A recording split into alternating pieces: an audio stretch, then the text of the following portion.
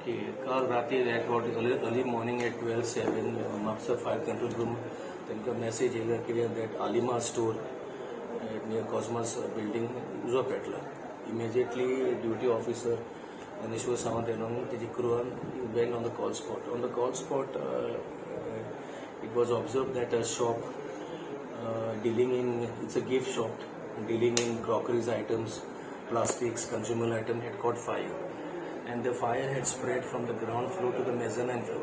Built up area is approximately about 35 square meters. So since the fire was major, okay, a second vehicle was called from Apsa fire stations.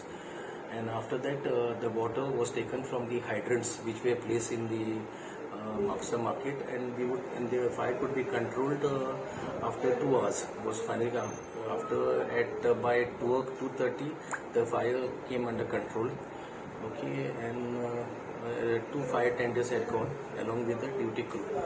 Now, the supposed cause of fire is not yet known, but we'll be writing to the electricity department to see whether the supposed cause was due to short circuit, and to the police department to see whether it was done by arson.